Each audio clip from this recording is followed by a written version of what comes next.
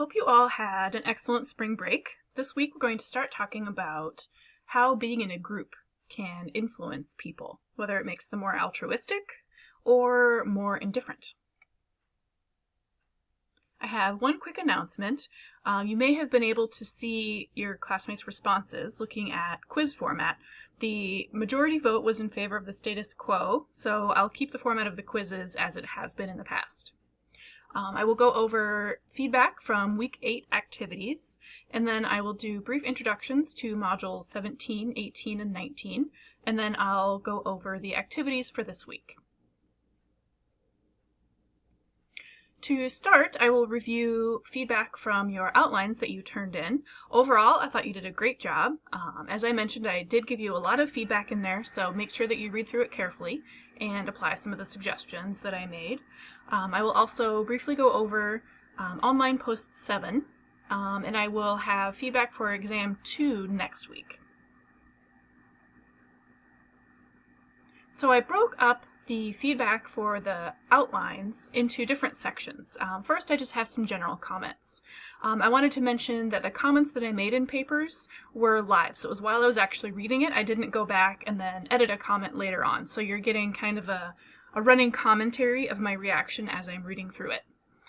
One suggestion I have is to pretend that your paper's audience is made up of readers of some academic journal that's related to your topic. So they probably wouldn't know, or at least have as much familiarity with Simpson College, so make sure that you're explaining, if you say Simpson, make sure that you say Simpson College in Iowa. Give a little bit more background there. And just one general reminder that the abstract is the only paragraph that is not indented. All of the other paragraphs should be indented. For the introduction section, I wanted to remind you that all concepts should be in your own words. So although I did go over how to create a direct quote, that you want to, of course, put it in quotation marks and have a citation with a page number, for this paper, I want everything to be in your own words. So if there is a quotation in the final paper, I will not count that as being your own work. And more of a presentation strategy, I'd encourage you to introduce different concepts by pieces of the concept rather than talking about, rather than introducing something with the authors of that paper or by providing the paper title. That's what the reference page is for. So people can always go back to the end of the paper and look up where some concept comes from. So if you were going to focus on the authors, then each paragraph of your paper in the introduction or the literature review section would be discussing a different article. But I would encourage you to focus on concepts. So have each paragraph focus on an aspect of your topic, some component of the concept that you're studying. And put as many citations as you can in parentheses, which leads me to the next section here, where I talk about what to include in citations. So citations should not have first or middle initials. They should just have the last name of the author and the year of publication. And I wanted to differentiate between parenthetical citations and in-text citations. So as I mentioned, almost all of your citations should be parenthetical, meaning they are in parentheses. And if you have a citation in parentheses, then you would have the ampersand symbol rather than the actual word and. Whereas if you are writing about the authors in the sentence, then you would spell out the word and just put the year in parentheses. Moving on to the method section, one important thing to remember is that the method section is one of the most, if not the most detailed section of your entire paper. So this is that really small point of the hourglass where you're really specific. And I can't emphasize that enough. You cannot be too specific here. So I put a lot of comments in your method sections where I wanted you to provide more detail. If you're reporting numbers, so if you're providing like the average age of your population or your sample, anytime you have like an equal sign or a greater than sign or a less than sign, always put a space before and after that. It'll be a lot easier for the reader to scan through that and find what they're looking for. If you're talking about a self-report scale, then provide the anchors of the scale and what those represent. So if your scale is a Likert type scale that goes from 1 to 7, make sure that you mention that the lower end is 1 and the upper end is 7, and then explain what a 1 is and what a 7 is. So is a 1 strongly disagree and a 7 strongly agree, or is a 1 not at all and a 7 every day? Make sure that the reader knows what that scale is, and that you're providing an example of at least one question from that scale also, hopefully two.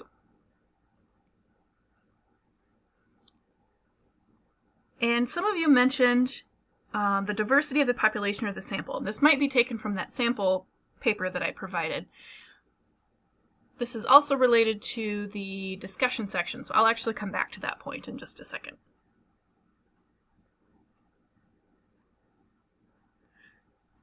Although this is a proposal paper, I would like you to write it as if it's an actual study. So this will give you practice with a particular way that you present your findings. So rather than saying participants would have indicated so-and-so, I'd like you to say participants indicated. So pretend it actually happened.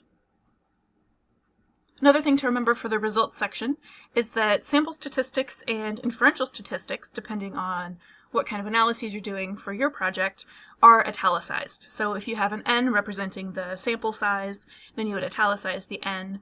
The M for mean and SD for standard deviation are also italicized.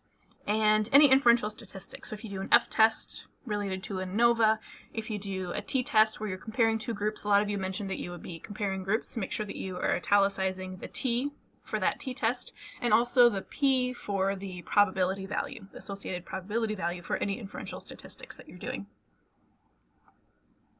If you are doing group comparisons, then you'll also want to present these sample statistics, the demographics, or the mean levels, standard deviations, separately for each group. And that's something that can be displayed really easily and really simply in a table. So if you are comparing different groups, then definitely present that information in a table. You want to present the different group sizes for each of the groups that you're talking about, and the means and the standard deviations for those groups. If you have study variables that are related, then you'll also want to report correlations for those relationships. And if you're presenting an R value for the correlation, you'll also have an associated P value. And I mentioned including a table if you have multiple groups. Even if you don't have multiple groups, I want you to include at least one table or figure that represent your results. This will be good practice getting to know how to include tables. And you can build on your experience in the written reflection table that you created. Moving on to the discussion section, you mentioned limitations, which is good. No study is perfect, no experiment is perfect, and so everything has limitations. You want to make sure that you're being upfront about those. However, since this is a proposal paper, you can basically design the perfect study that would have no limitations. So a number of you mentioned that your sample sizes were too small. So instead of hypothetically collecting 50 participants, why not hypothetically collect 300 participants or 500 participants? So get a little creative with that. Say how you might collect a larger sample size, where you would go. A number of you also said that you were collecting a sample of white college students from Simpson College or from a small Midwestern college, and that in the future you'd want to collect a more representative sample that had more diversity in race and in age or socioeconomic status. Well, why not do that for this hypothetical study? So say you collected data online, or you went to different locations. You traveled to San Francisco, you traveled to Boston, and then actually collected that more diverse representative sample. And as far as ideas for future research, addressing limitations is always good to include for future research. So if your sample size is too small, by all means, collect a larger sample in the future, because then you can be more certain of your results. But I would really encourage you to go beyond that. So not just to say, well, I need a bigger sample size, but to say, where can I take this research in the future? What can I add to it? So if you're doing a replication of existing research, if you're saying that you're going to collect a larger sample size, you're basically saying, well, I just need to replicate it again. But I encourage you to take it one step further. And you can ask yourself a few questions to help give yourself an idea of what those future research ideas might be. So the who, what, when, where, why, and how questions can help get you there. So if you ask yourself, who are your findings relevant for? What would people do with your findings? Where or under what conditions are your findings more or less useful for people, or more or less true even? Why do people find your results useful or relevant? Or why do they not find your results useful or relevant? And how would people apply your findings? So how would they use your results in their own lives? And that can sometimes give you more of a concrete idea of what you would want to study in the future. Some more general feedback for readability. Those of you who did flesh out your papers a little bit more, generally the grammar, the spelling was great. There were some spots that sometimes were a little bit rough to read through, so I would encourage you to read your paper out loud to another group member to make sure that each paragraph, that each sentence is clear. And generally speaking, just for format, try doing Control-Enter to start a new page instead of hitting Return multiple times. It'll help you a lot in formatting. If your previous page goes on to an additional page, you won't have to mess with each of those enters to make sure that there is the right number. It'll automatically move the start of the new page onto the next page, if that makes sense. As far as APA formatting feedback, section headers like the abstract and the references page that start a new page are not bolded, but those that are within the text do, or are bolded. So the method section, results section, discussion section, if you have those separate, those are bolded, but everything else is not bolded. And the paper title is one of those that does start a new page. So rather than having the word introduction or the words literature review to start the introduction section, you actually just copy and paste your paper title directly on top of the first paragraph in your introduction section. So that would not be bolded because it is starting a new page.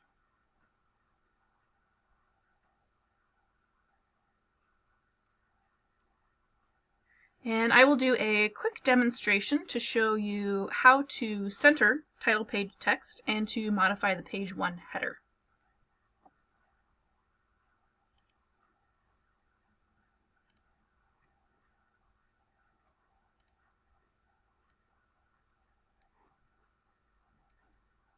So you're creating your title page. So you will type title of your paper here. You'll have your authors.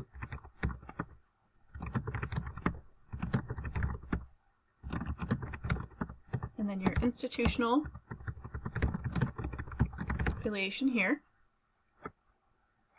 And then you can do the Control-Enter that I mentioned. So if you hold on the Control key and hit Enter, it will automatically bring you to a new page. And what you'll see, if you have this little paragraph symbol pressed down, is the page break.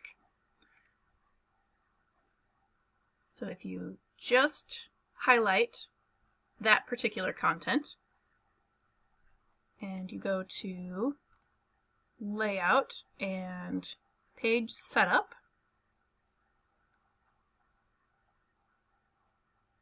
and Paper,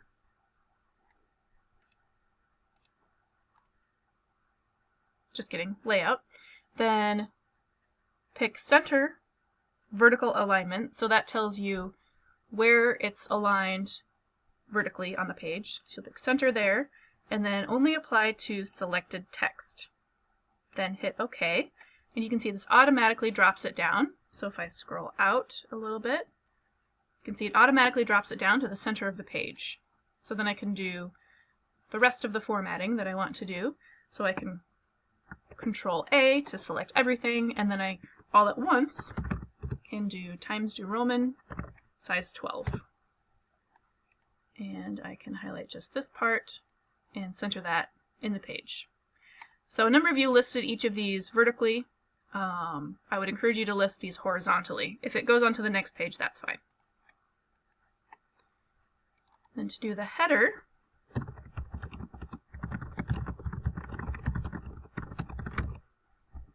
this up shortly in the next video.